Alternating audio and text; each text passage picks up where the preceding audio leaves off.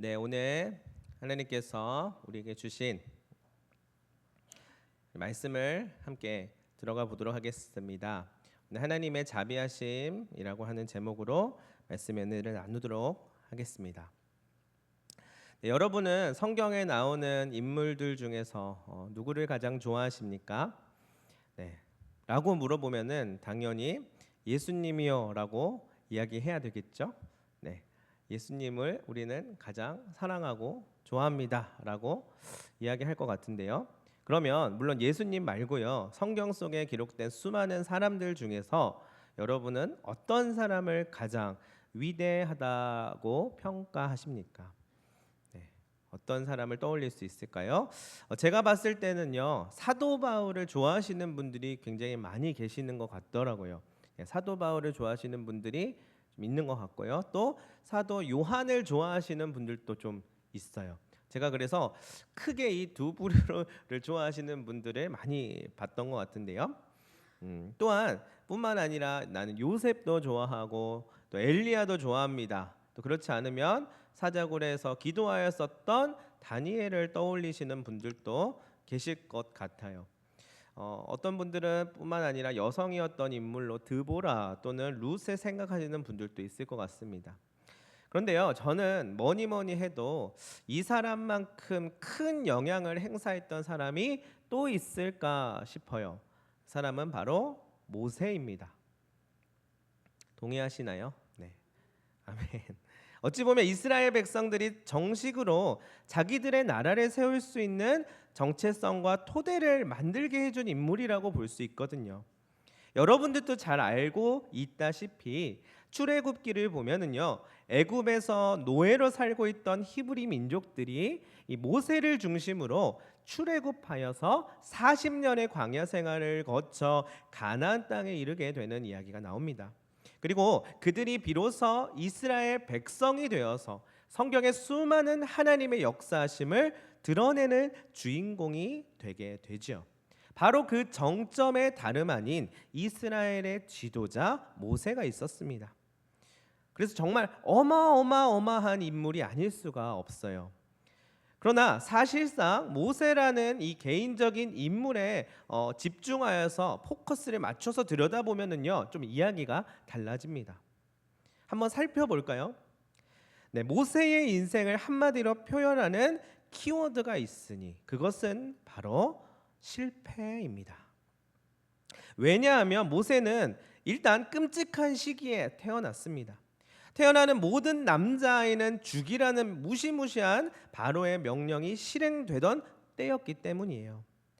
모든 어머니가 그렇듯이 모세의 어머니도 어떻게든지 아들을 살려보기 위하여서 몇 개월을 숨기고 또 숨겼지만 더 이상 숨길 수 없는 때가 오고야 말았는데요. 그렇다면 그 결과는 이제 죽음뿐이었어요. 이렇게 모세는 태어나자마자 바로 인생이 끝장나는 최악의 조건 속에 던져진 것이에요. 그런데 모세의 불행은 또 거기서 끝나지는 않잖아요. 모세의 어머니는 결국 이 아들을 숨길 수 없게 되자 특단의 조치를 취하게 돼요. 차마 모세가 죽는 꼴을 볼 수 없었기 때문에 갈대로 아기 요람을 만들어서 나일강에 떠내려 보냅니다. 어떻게라도 살리기 위해서요. 신락 같은 희망이라도 가져본 것인데요. 실제로는 그렇지만 절망에 가까운 선택이었을 것이에요. 이렇게 모세는 아슬아슬한 죽음의 문턱에 던져지는 때에 태어나게 되는데 태어나자마자 인생이 실패할 수밖에 없는 최악의 조건의 그런 불가항력적인 상황을 맞이하게 돼요. 하지만 모세의 인생에 이제 뭔가 달라지는 기회가 또 찾아오게 됩니다. 이렇게 나일강을 떠도는 모세를요, 바로의 딸 애굽의 공주가 발견하게 되는 것이죠. 그리고 그를 양아들로 맞아들이게 됩니다. 근데 더 놀라운 것은 모세의 친어머니가 모세의 유모가 또 되어서요, 모세를 또 키우게 되는 이야기가 나옵니다. 엄청난 우연이자 또 기적인데요. 그렇게 모세는 친어머니의 품에서 애굽의 왕자로 자라게 됩니다. 어떻습니까? 태어날 때 만난 최악의 조건이 이제 오히려 반전을 이루어서 최적의 인생이 될 기회를 얻었습니다. 자, 엄청난 또 이제 해피 엔딩인 것 같은데요. 그런데 그리 오래 가지 못하게 됩니다. 기가 막히게도 모세는 다시 실패의 나락으로 떨어지게 되죠. 친어머니의 품에서 이스라엘 민족의 정신을 알게 모르게 이어받으면서 크던 어느 날 고통받는 히브리 동포가 노예의 신분으로 억울한 일을 당하게 되는 것을 보고 격분해서 그만 괴롭히던 애굽 사람을 죽이고 만 것이에요. 졸지에 살인자가 된 모세는 왕자의 신분을 잃게 되는 건 물론이고 잡힐 경우 목숨도 잃을 수 있었기 때문에 급하게 애굽을 벗어나 광야로 도망쳐 버리게 됩니다. 결국 어릴 적 죽을 위기를 겨우 이제 벗어나서 애굽의 왕자가 되었는데 어머니의 품에서 자란 것 때문에 또 다시 모든 것을 잃어버리게 되었습니다. 이렇게 모세의 인생에서 첫 40년이 암울하게 지나가게 되죠. 모세의 인생의 중간기라고 할 수 있는 이 40살 전후의 세월은 사실은요 성경에 거의 많은 부분으로 기록되지는 않았습니다. 그러나 짧은 기록을 보면 미디안 광야에서 떠돌이 생활을 하다가 한 부족의 여인과 결혼을 하였고 그렇게 평범한 양치기로 살았다고 합니다. 우리는 모세의 인생, 우리는 모세가 총 120년을 살았다고 알고 있죠. 이 120년의 전체 풀스토리를 성경을 통해서 이미 다 알고 있지만 이때 당시 40살의 미디안 광야에서 이제 다음 40년을 보낸 모세는 그야말로 실패한 인생을 살았다고밖에 볼 수 없습니다. 늘 불행의 연속이었어요. 잘 되나 싶더니 안 되고 또 안 되나 싶더니 또 조금 잘 되는 것 같기도 하였는데 그러다 또한 더 큰 시련이 다가오는 그런 인생이었습니다. 어쨌든 그의 인생 80년의 결론은 도망자로 숨어 지내는 잊혀진 인생을 사는 것이었다라고 말할 수밖에 없습니다. 삭막하고요 철저하게 자신이 잊혀져 버린 세월이었다고 말할 수 있습니다. 어떻게 그가 성공했다고 말할 수 있겠어요? 그렇지만 모세의 인생에서 극적인 전환기를 맞이하게 되죠. 진짜 제대로 된 인생을 살게 된 것은요 그가 실패자로 숨어 살던 80세를 맞이하던 때였습니다. 하나님은 모세가 인간의 기준으로 우여곡절을 모두 경험하고 인생이 한없이 낮아진 바로 그때 비로소 모세를 찾아오셔서 호렙산 떨기나무 가운데 만나주시고요 진짜 제대로 된 인생의 여정 속으로 초대하십니다. 그것은 애굽에서 노예살이 하던 이스라엘 민족을 해방시키고 하나님이 지정하신 곳까지 이끌어 가서 하나님의 나라를 세우는 사명자로 사는 것이에요. 고작 양치기로 숨어 살던 그에게 찾아오신 하나님의 원대한 비전이 있었습니다. 그때 그에게 재산이라곤 지팡이 뿐이었었는데요. 이 지팡이 하나뿐인 그를 부르신 것입니다. 그런데요, 하나님은요, 왜 하필 힘과 열정이 넘치던 시기를 모두 보내고 그의 나이 80살이 되었을 때 찾아오셨을까요? 성경에 보면 강건하면 70이요, 80 이렇게 얘기하는데 어떻게 보면 인생에 있어서 굉장히 많은 우여곡절을 거쳐서 거의 말년에 이제 들어오게 된 모세에게 찾아오셔서 그것도 조금 이제 나름대로 하나님의 일을 할 수 있을 만한 어떠한 좀 감당할 수 있을 만한 일을 맡기신 것도 아니고 강건하고 또 열정이 넘쳤던 젊은 시절에 맡겨졌어도 쉽지 않은 어마어마한 사명을 80세에 어떻게 모세에게 이것을 맡기실 수가 있었을까요? 그런데요, 왜냐하면은요 그때 찾아오신 이유가 있었어요. 왜냐하면 하나님의 계획 안에서는 바로 그때가 모세를 통해 하나님의 뜻을 이룰 타이밍이었기 때문입니다. 그때야 모세가 온전히 준비되었다고 하나님은 여기셨기 때문이에요. 하나님은요 어부지리로 금수저로 이제 물고 태어나서 성공한 듯 보였으나 명확한 정체성도 없던 애굽 왕자로서의 40년도 아니고요, 모든 인생을 내려놓고 도망자로 광야에 숨어 살던 40년의 시기도 아니고요, 지난 80년의 인생이 실패였음을 깊이 깨닫고 있었던 그때 비로소 모세가 우리가 아는 그 모세로 설 수 있게끔 하여 주신 것입니다. 모든 소망과 가능성과 힘이 사라지는 그 시점에 드디어 하나님께서 찾아오셔서 하나님 한 분만을 의지하며 살아가는 삶의 큰 은혜를 허락해 주신 것입니다. 이스라엘 백성들이 대대로 지킬 언약, 그것을 다름 아닌 모세를 통하여서 주시죠. 그도 부족함이 있는 사람이었었거든요. 그것을 감당할 만한, 그런 어마어마한 사명을 감당할 만한 사람이라고 보긴 좀 어려워요. 그도 부족함이 있었던 사람입니다. 근데 계속 그를 통하여서 하나님의 메시지가 흘러가게끔 하셔요. 모세를 통하여서 이스라엘 백성들이 하나님의 백성으로서 자라나고 또 성장해 가는 일들이 펼쳐지게 됩니다. 근데 계속 그를 통하여서 하나님의 메시지가 흘러가게 하시는데, 오늘 우리 본문의 5절에서부터 6절까지의 말씀을 보면은요, 모세는 아마도 황홀감을 느꼈을 것이에요. 하나님을 만나고 하나님의 말씀을 받고 또 그것을 하나님의 백성들에게 흘려보내주는 정말 그러한 순간순간들이 감격이었을 것입니다. 이렇게 하나님은 80년 인생의 실패를 언제 그랬냐는 듯 사명의 도구로 써주신 것입니다. 뿐만 아니라 오늘 말씀에 등장하는 사건처럼 이스라엘 백성의 지도자로 아직은 부족한 모습을 가지고 있는 남은 인생 40년도 크신 손과 펴신 팔로 보호하시며 이끌어 주시고 인도하여 주십니다.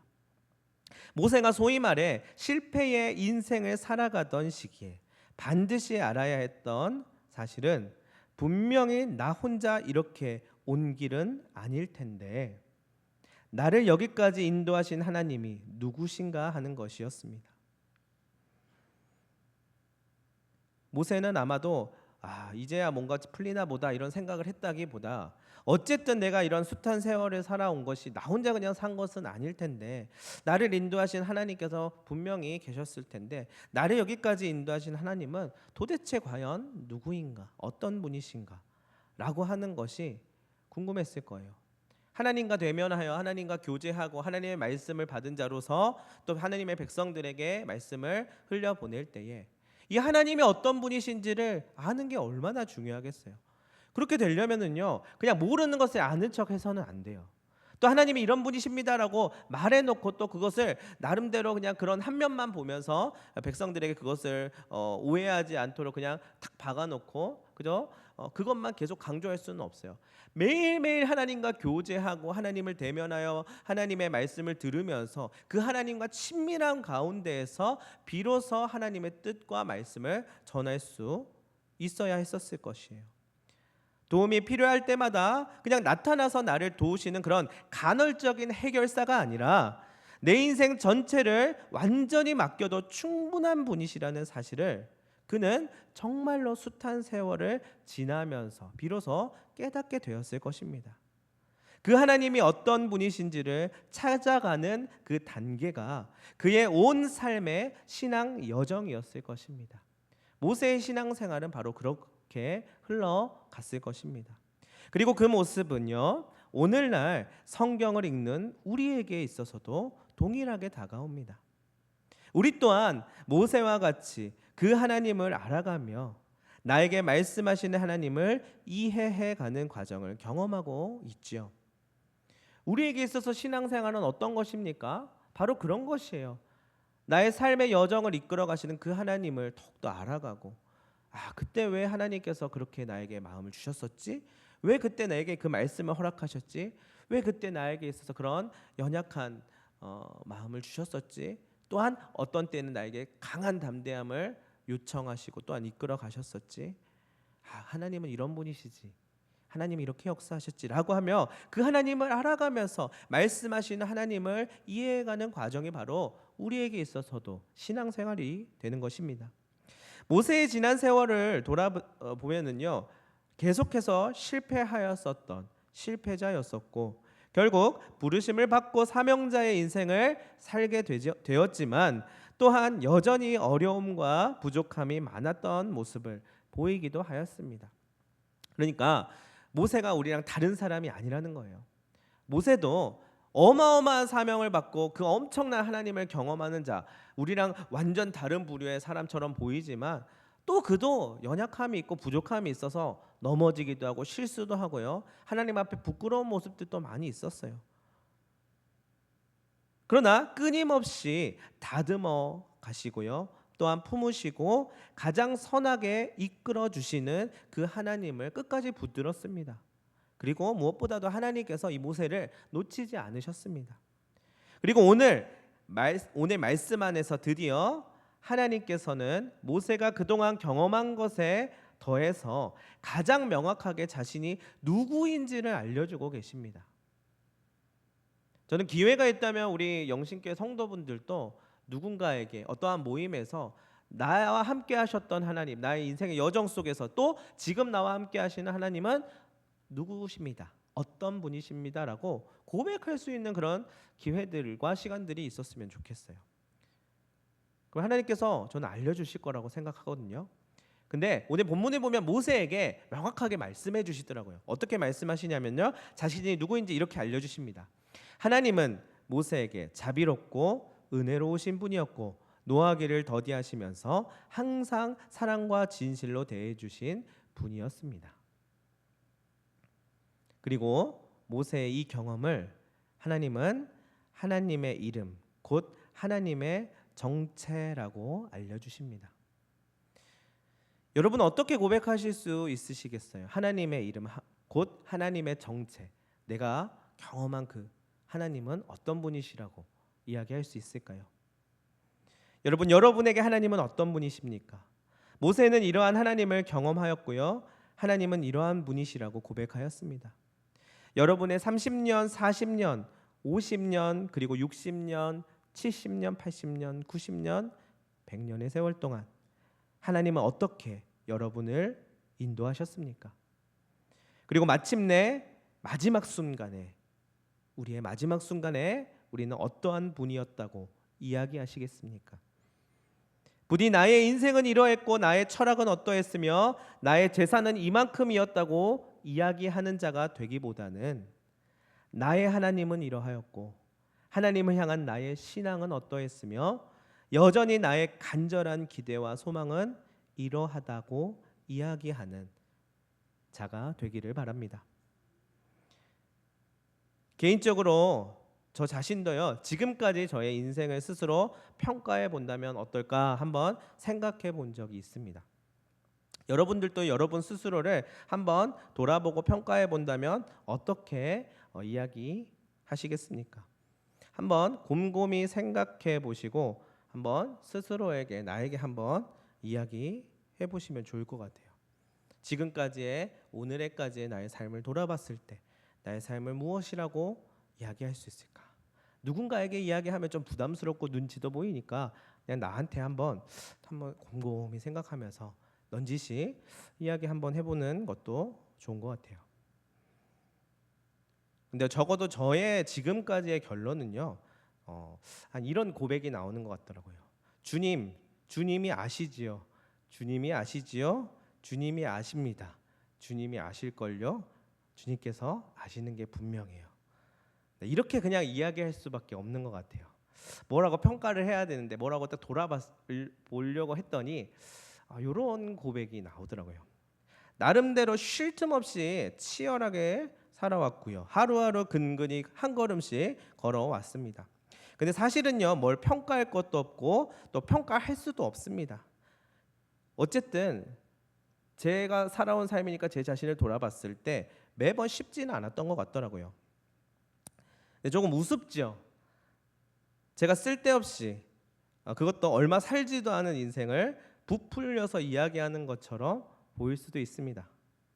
아니면요, 누구나 그런 삶의 내용은 각자에게 있는 건데 저분은 혼자 너무 진지하고 예민하게 반응한다라고 여겨질지도 모르겠어요. 그냥 사는 것이죠. 뭐 열심히 사는 건데. 그렇게 보일 수도 있습니다. 또는요, 마치 소설 속의 주인공처럼 극적인 서사 한가운데서 혼자 드라마를 찍는 것은 아닐까라는 생각을 할 수도 있습니다. 그런데요, 제가 돌아보니까 그렇게 생각할 수도 있는데 그야말로 저는 현실에서 살았더라고요. 여러분은 어떠십니까? 여러분 어떤 서사가 있고 어떤 스토리가 있으면 나름대로 뭔가 기승전결이 있어가지고 나름대로 이 구간에서는 어려움을 겪지만 나중에는 어떻게 다 이렇게 반전이 이루어지고 차라리 그러면 좋겠는데 우리의 삶이 정말 그렇던가요? 우린 진짜 현실에서 살고 있는데요. 물론 행복하고 평안할 때도 많이 있지요. 또 어려움이 있을 때도 물론 있습니다. 그러나 그 모든 시간들은 또 잊혀지고 지나가게 돼요. 우리의 현실은 계속해서 다가오는 것이에요. 그때마다 어떻게 보면 어떤 스토리 라인을 짜서 그렇게 살아갈 수 있는 인생이면 차라리 좋겠는데 그렇지도 못한다는 거예요. 한마디로 말해서 하나님께서 우리와 함께 하시고 우리의 삶을 이끌어 가시고 하나님의 계획 가운데서 우리를 인도하셔야만 어떠한 서사든 주인공이든 나름대로의 그런 모습들이 나오지. 만약 그것이 없다라고 한다면 우리의 매 순간순간은 전쟁터고요. 매 순간순간은 싸워서 이겨야 하는 경쟁이고요. 매 순간순간은 우리가 건강하게 나름대로 이 삶을 살아가야 하는 어마어마한 무게와 짐을 지고 살아야만 할 것입니다. 그런데요, 제 삶을 돌아봤을 때는 어땠냐면 평안하고 행복할 때도 많이 있었는데요. 그러나 여전히 해결되지 않는 어떠한 스토리가 있더라고요. 그 서사를 떨쳐버리고 싶은데 여전히 그 서사 안에서 살고 있는 또한 모습을 발견하게 됩니다. 우리 또한 마찬가지입니다. 우리 여기 계신 분들도 각자의 삶의 이야기 안에서 그 스토리 라인 안에서 어떻게 보면 글쓰기 한 번으로 그냥 책장 넘기듯이 그렇게 반전을 이루어내고 뭔가 일이 갑자기 이렇게 서사가 이루어지고 막 이렇게 몰아치고 차라리 그렇게 가면 좋겠는데 지지부진하고 그 문제들이 계속해서 남아있고 끈질기게도 그것이 해결되지 않고 이제는 조금 뭔가 지루한 스토리니까 좀 바뀔 때도 됐는데 여전히 그것이 묵혀져 있고 우리의 현실에서는 그런 어려움들이 늘 존재하지 않습니까? 저 또한 그러했습니다. 늘 불안하고 절망이 엄습했으며 삶의 짐은 무거울 때가 있었어요. 만약에 1g이라도 이 짐이 더 무거웠다면 견디지 못할 때도 있었을 것입니다. 환경이랑 싸워야 하고 실제로 행복하지도 않은데 세상에서 말하는 행복을 치약 쥐어 짜듯이 끌어다가 온몸에 가리곤 할 때도 있었지요. 안 보이게 하려고 열심히 세상 속에서 살아야 되니까요. 근데 이런 나의 인생을 내가 무엇이라고 평가를 할 수 있을까요? 그저 열심히 살아갈 뿐인데요. 그리고 누가 무엇이라고 평가하는 그게 무슨 소용이 있겠습니까? 여러분들의 삶을 누군가가 평가하는 것도 굉장히 사실은 쉽지 않은 일이에요. 그렇다면 그래도 하나님이 무엇라 말씀해 주시는 것, 하나님께서 인도하시는 것만 보면서 우리는 그것만 붙잡으면서 걸어갈 뿐입니다. 저 또한 그렇게 한 걸음 한 걸음 살아가는 것 같아요. 그게 제가 삶을 살아가는 방식이더라고요. 돌아봤을 때 그렇더라고요. 누군가에게 보여지는 것 또는 내 스스로 내가 원하는 어떠한 것이 아니라 그저 늘 부족하고 연약함 가운데서 부딪히는 삶인데 그래도 하나님 한 분 바라보면서 하나님 말씀만 붙잡으면서 살아가는 방식을 택하는 것이에요. 여러분들은 어떠십니까? 어떻게 보면은요, 우리의 삶에 사람들은 사실 별 관심이 없어요. 그리고 우리의 생각만큼 아무도 그렇게 알아봐 주지 않는 것 같아요. 알아봐 줄 수는 있습니다. 어느 정도 그런 사람들, 아주 귀한 사람들이 있을지도 몰라요. 그러나 한계가 있더라고요. 왜냐하면 그게 세상입니다. 그렇다면 다만 주님이 함께 하시잖아요. 그렇죠? 주님이 아시지 않습니까? 적어도 주님은 다 아실 것이에요. 우리의 어려움의 터널들을 지나오면서 이 걸음을 인도하신 분이시기 때문에 그분이 모르면 안 되잖아요. 우리는 그것만 바라보면서 우리는 그것을 붙잡으면서 살아가기로 그 방식을 택하기로 한 사람들입니다.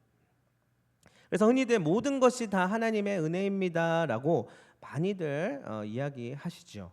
모든 것이 다 하나님의 은혜입니다. 이 모든 게 다 잘 되었습니다라고 하는 말처럼 보일 수도 있어요. 모든 게 하나님의 은혜입니다. 하나님께서 잘해주셨습니다라고 어떻게 보면 말하는 것처럼 또는 인사말처럼 보일 수 있지만 저는요 그렇게 생각하지 않아요. 그 안에는 어마어마한 우여곡절이 담겨져 있지 않을까요? 저는 주님의 마음을 내가 가슴으로 받는 것, 그것이 은혜라고 생각합니다.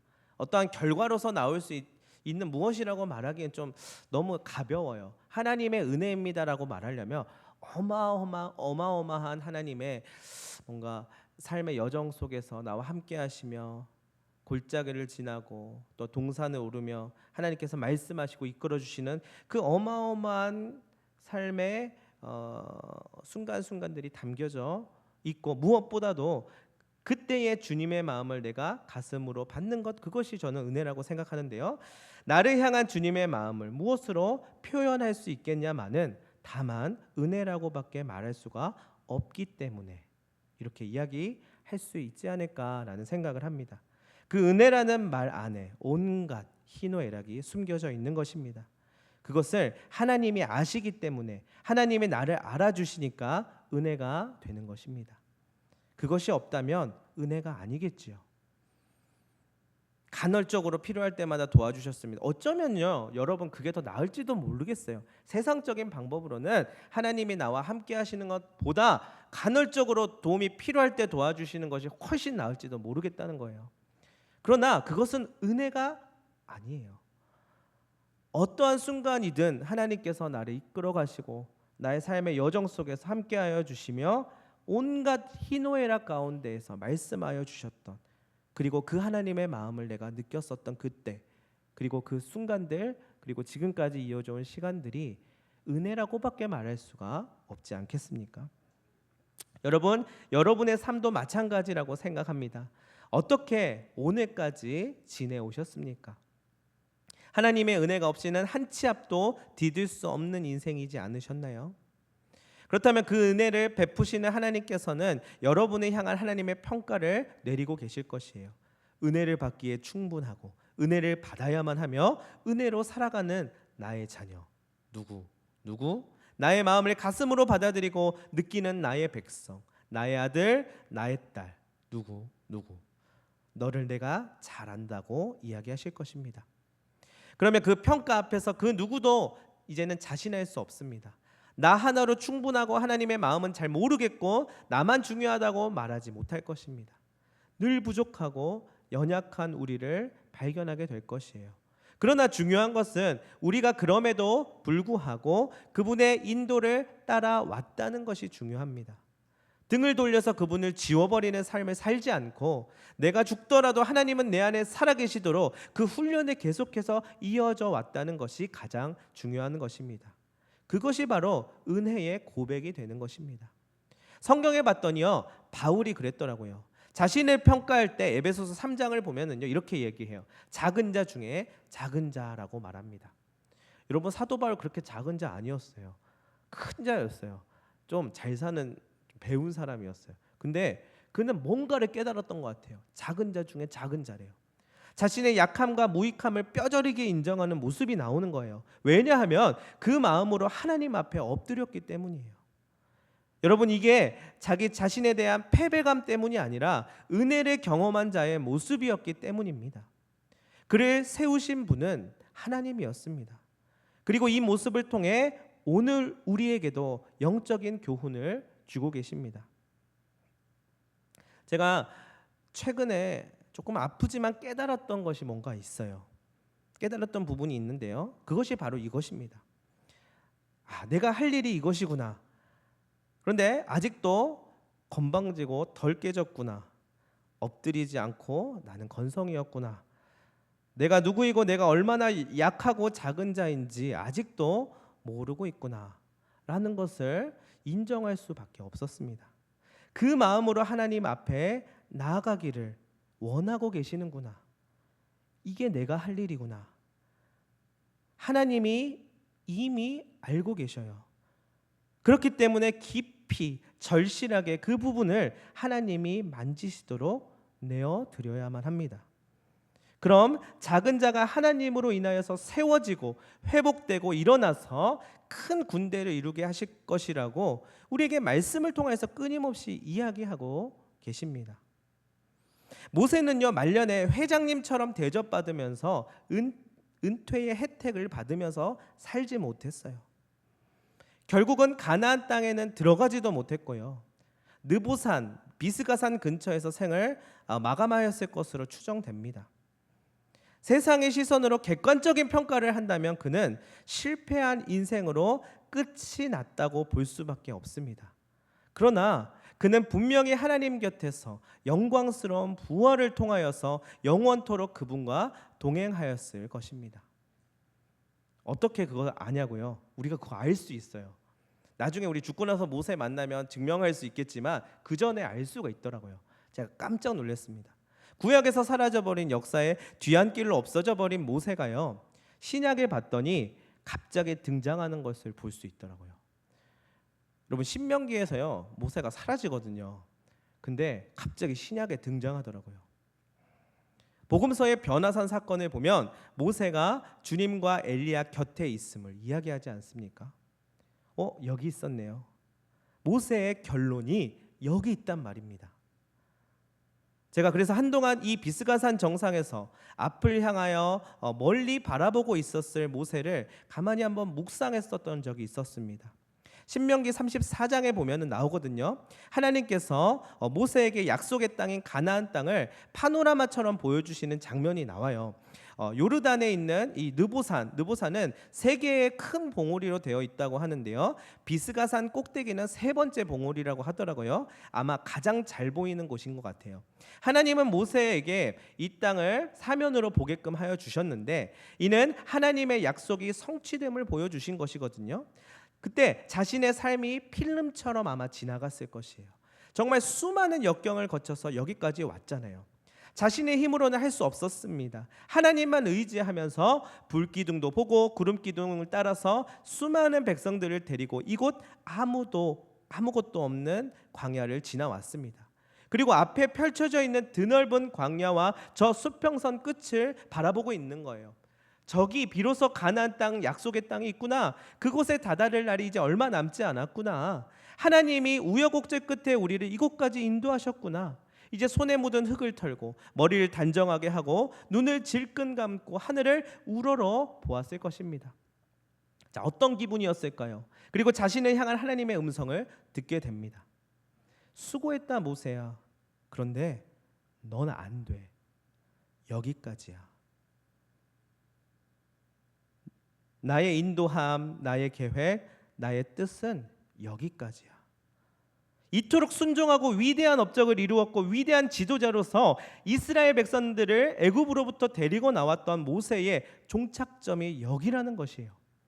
모세는 결국 가나안 땅에 못 들어갑니다. 그리고 그럴 것이라는 음성을 이 비스가산 꼭대기에서 듣게 된 것이에요. 자, 모세가 원했던 바가 아니었겠지요. 서운한 마음이 당연히 들었을 것입니다. 보상 심리도 있었을 것이고요. 적어도 자신을 향한 하나님의 예비된 축복이 남은 여생 가운데 있어줘야 하지 않겠습니까? 그래야 기승전결이잖아요. 나름대로 서사, 영웅적인 서사가 마무리되지 않습니까? 근데 사라져버리더라고요. 존재가 없어지게 되는 것이에요. 너는 딱 여기까지가 너의 역할이야. 나머지는 또 다른 지도자 여호수아와 나머지 하나님이 세우신 사람들을 통하여서 이루어 가신대요. 모세가 생각했을 거예요. 그럼 나는요? 왜요? 어째서요? 나 이렇게 여기까지 왔잖아요. 하나님 앞에 말할 수 있잖아요.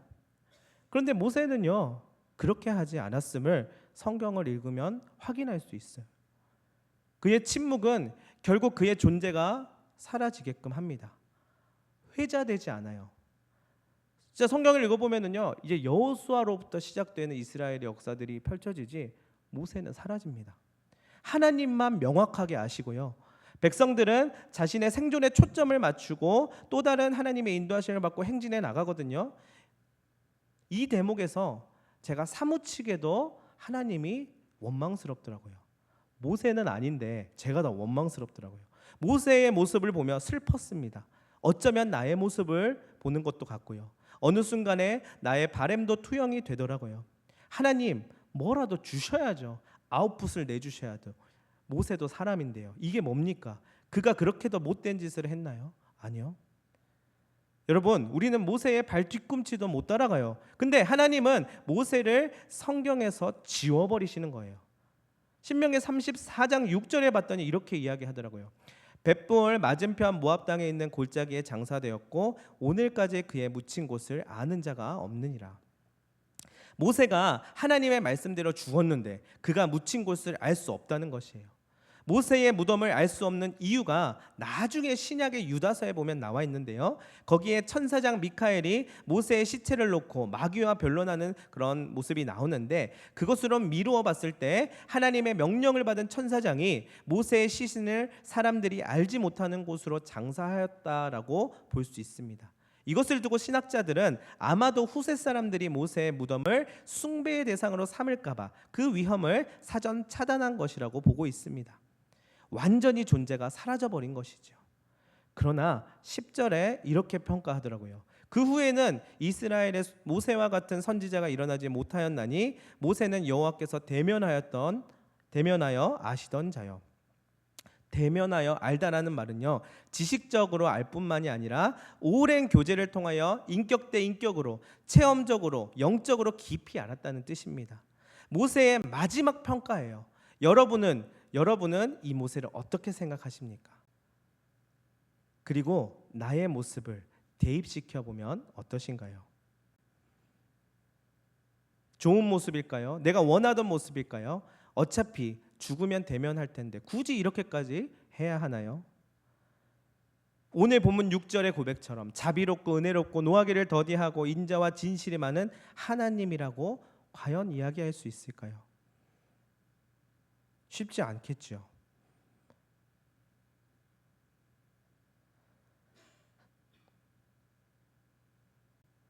적어도 모세한테는 그러면 안 됐을 하나님이었는데 하나님은 모세를 사라지게 하십니다.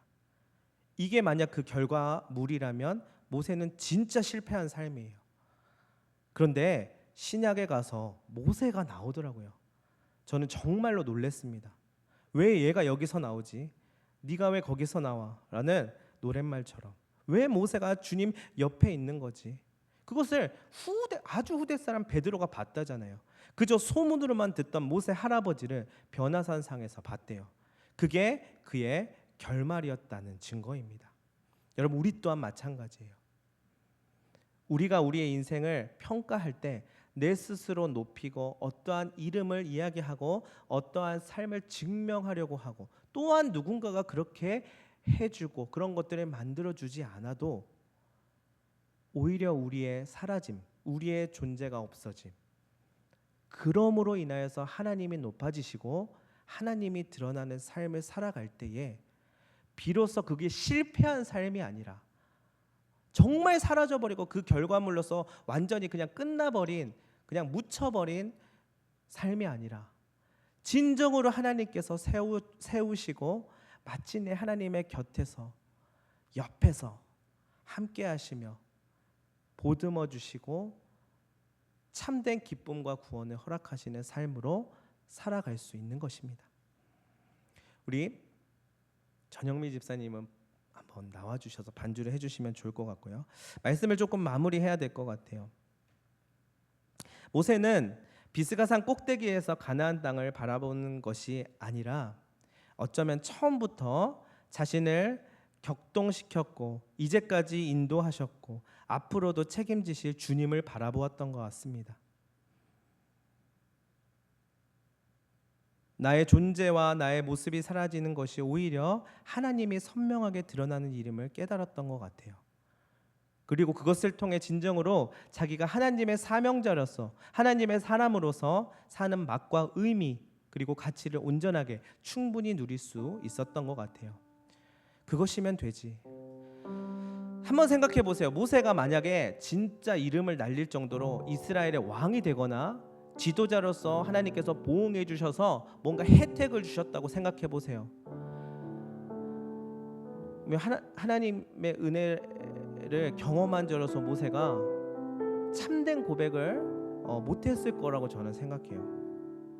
근데 모세가 이 지점에서 이것을 깨달았나 봐요. 그리고 이렇게 이야기했을 것 같아요. 그것이면 되지. 하나님이 아시면 되지. 하나님이 아시는데 그분이 말씀하신 것이니 어제도 오늘도 그리고 앞으로도 가장 선하겠지. 나의 존재가 사라진다고 해도 그것이 뭐가 그리 중요하리요. 나는 하나님이 있는데 그거면 되었지. 그걸 깨닫게 하시려고 이제까지 모세에게 수많은 훈련의 과정을 거치게 하신 거였을지도 몰라요. 80년의 세월이 지났고요, 나머지 40년을 광야에서 보냈거든요. 과연 모세를 통하여서 무슨 말씀을 하고 싶으셨을까? 모세의 삶을 통하여서 오늘 우리에게까지 하나님은 어떠한 말씀을 주시고 싶으신 것일까요? 너를 드러내고 너를 인정해주고 너를 세워주는 세상에서 마음껏 살다가 나중에 내 얼굴 보러 올래?